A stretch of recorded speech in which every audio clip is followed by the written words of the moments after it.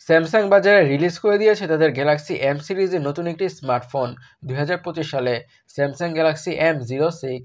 ফোনটি বাজারে আসার পর থেকে খুবই হাইপড এবং ফোনটিকে নিয়ে অনেকটাই আলোচনা হচ্ছে।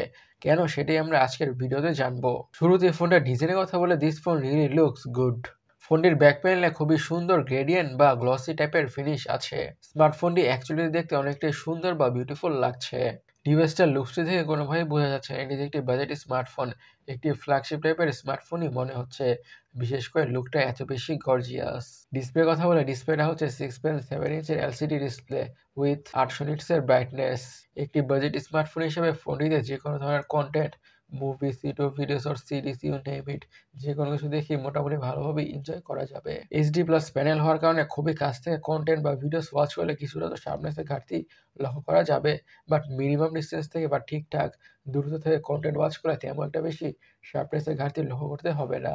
So as a budget smartphone হিসেবে ডিসপ্লেটা ঠিকঠাকই আছে। ফোনটির হার্ড বা চিপসের কথা বলে ইউজ করা হয়েছে একটি tried and tested good performing processor which is MediaTek Dimensity 6300।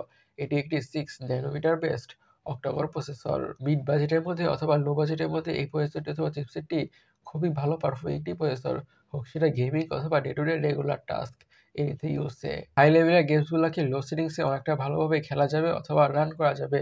R social media using, switching between apps, multitasking এগুলো মোটামুটি ভালোভাবেই করা যাবে।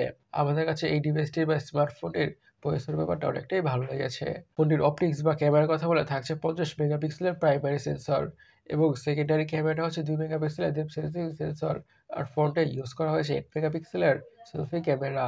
একটি বাজেট স্মার্টফোন হিসেবে ফোনটির অপটিক্সটি বা ক্যামেরাটি ঠিকঠাকই হতে যাচ্ছে।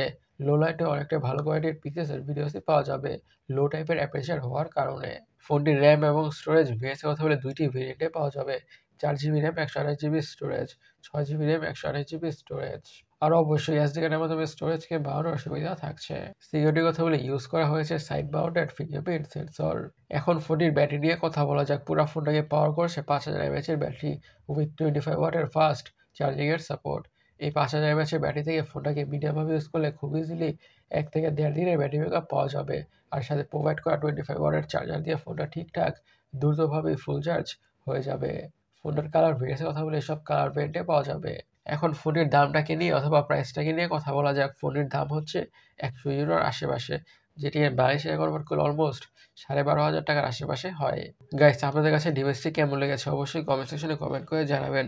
আর আমাদের আজকের ভিডিওটি এই পর্যন্তই। আমি সৈকত, সাইনিং আউট।